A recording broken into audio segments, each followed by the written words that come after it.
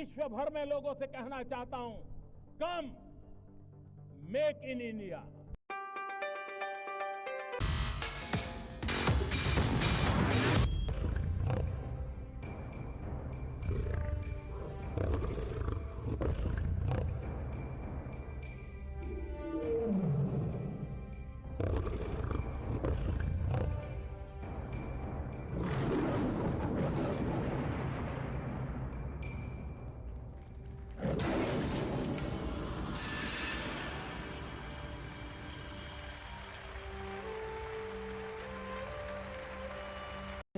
रवाना हो रहे हैं राजधानी दिल्ली के पालम टेक्निकल एयरपोर्ट से अपनी 3 देशों की विदेश यात्रा के लिए। G7 में शिरकत करेंगे प्रधानमंत्री। जापान में G7 7 प्रमुख औद्योगिक राष्ट्रों का एक समूह है और इसमें जो परंपरा रही है G7 में कि कुछ गैर सदस्य राष्ट्रों के प्रमुखों और अंतर्राष्ट्रीय संगठनों के नेता भी इसमें भाग लेते हैं और रवाना हो रहे हैं राजधानी दिल्ली के पालम टेक्निकल एयरपोर्ट से अपनी 3 देशों की विदेश यात्रा के लिए। G7 में शिरकत करेंगे प्रधानमंत्री। जापान में G7 7 प्रमुख औद्योगिक राष्ट्रों का एक समूह है और इसमें जो परंपरा रही है G7 में कि कुछ गैर सदस्य राष्ट्रों के प्रमुखों और अंतर्राष्ट्रीय संगठनों के नेता भी इसमें भाग लेते हैं और शामिल होने के लिए पहुंच गए हैं। बहुपक्षीय शिखर सम्मेलन G7 जिसमें शामिल होने के लिए प्रधानमंत्री नरेंद्र मोदी जापान हिरोशिमा पहुंच गए हैं और ये सीधी तस्वीरें आप इस वक्त देख रहे हैं हिरोशिमा से, जहां पर कि प्रधानमंत्री नरेंद्र मोदी पहुंच गए। हमारे साथ हमारे सहयोगी सुधाकर दास इस वक्त मौजूद है, सीधे उन्हीं के पास लिए चलते हैं। सुधाकर, हम देख रहे हैं कि यहाँ हिरोशिमा में जहां पर कि आप हैं, प्रधानमंत्री का स्वागत करने के लिए बहुत सारे भारतीय भी दिखाई दे रहे हैं, उसमें बच्चे भी हैं, महिलाएं भी हैं। थोड़ा सा जरा आप तस्वीरें बयां करें।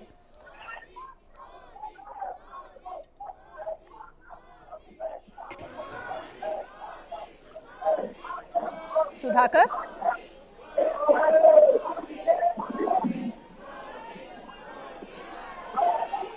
सुधाकर से संपर्क करने की कोशिश करेंगे, लेकिन ये आप तस्वीरें देखिए जिस तरह से भारतीय समुदाय के जो लोग हैं वो प्रधानमंत्री से मिलने के लिए पहुंचे हुए हैं।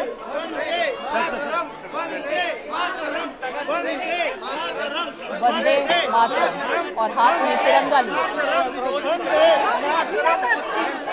प्रधानमंत्री की एक झलक पाने के लिए बेतहाशा लोग दिखाई दे रहे हैं।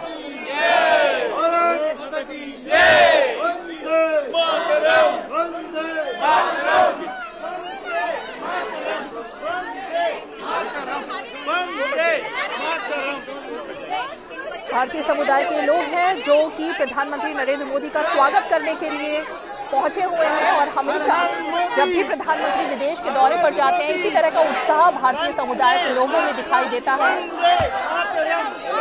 बच्चे, महिलाएं पूरे जोश के साथ हाथ में तिरंगा लिए प्रधानमंत्री नरेंद्र मोदी से मिल रहे हैं। भारत माता की, भारत माता की, भारत माता की, भारत माता की। सीधी तस्वीरें आप जापान के हिरोशिमा से देख रहे हैं। एक बार फिर बता दें कि G7 समिट में शामिल होने के लिए प्रधानमंत्री नरेंद्र मोदी जापान के हिरोशिमा पहुंच चुके हैं। प्रधानमंत्री की एक झलक पाने के लिए लोगों में उत्साह दिखाई दे रहा है। अपने बच्चों को लेकर लोग पहुंचे हुए हैं भारतीय समुदाय के। बेहद ही गौरवपूर्ण क्षण।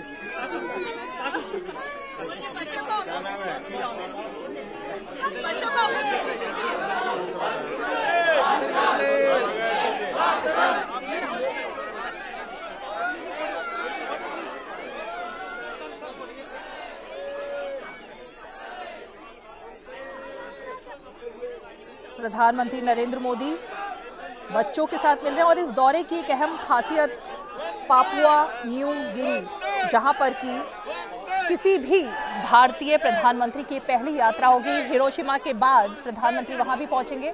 कोशिश करते हैं अगर हमारे सहयोगी सुधाकर दास इस वक्त हमारे साथ जुड़ गए। सुधाकर, आप तक आवाज पहुंच रही है?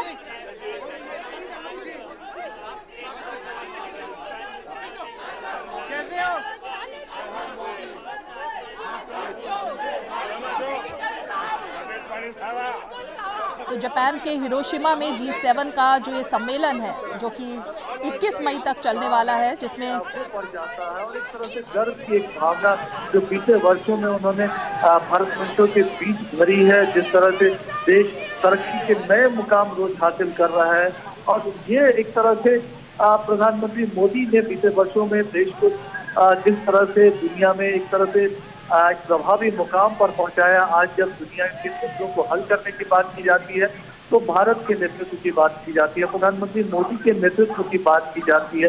आज चाहे तीसरी दुनिया की समस्याएं हो, चाहे सस्टेनेबल डेवलपमेंट गोल्स को हासिल करने का लक्ष्य हो, चाहे यूक्रेन जैसे क्राइसिस हो या फिर संयुक्त राष्ट्र सुधारों की बात हो, तो हमेशा हर वक्त भारत और प्रधानमंत्री मोदी को, और शायद यही वजह है जो इस तरह से आज भारत की विकास यात्रा को पीएम मोदी आगे बढ़ा रहे हैं। भारतवंशियों को भी उन पर उसी तरह से गर्व होता है। और आज देखिए, आज भारतवंशियों के लिए आज एक भी भारतवंशी दुनिया के किसी भी हिस्से में रह रहा, अगर वो छोटी सी भी तकलीफ में है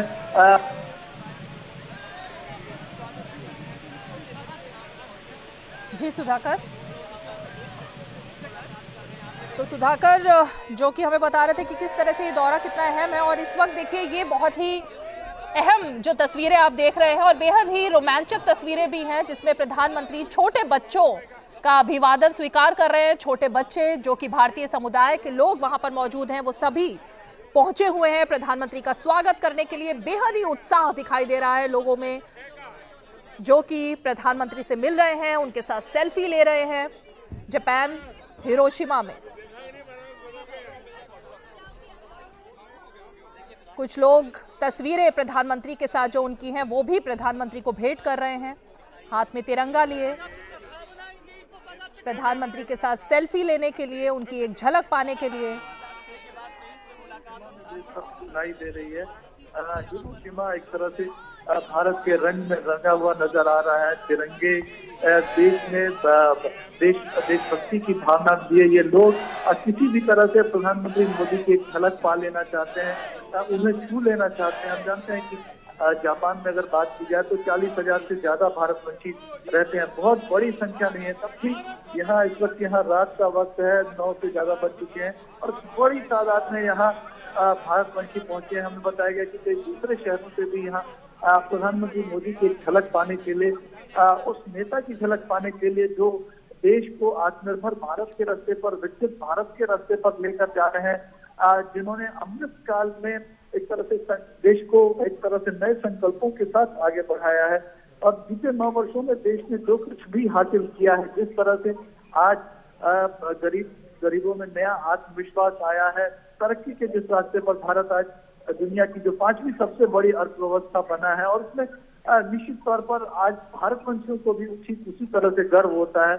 और ये आज एक भरपूर स्वागत प्रधानमंत्री मोदी का जो शेरेटन ग्रैंड होटल है हिरोशिमा में, जहां प्रधानमंत्री अगले 2 दिनों तक रुकेंगे, वहां ये जबरदस्त स्वागत किया गया है भारतवंशियों की तरफ से प्रधानमंत्री मोदी का विभिन्न शहरों की तरफ से। और अभी भी हम भारतवंशियों की आवाज सुन सकते हैं।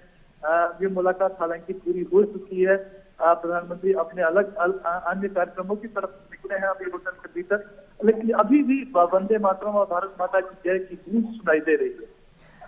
बिल्कुल सुधाकर, और देखिए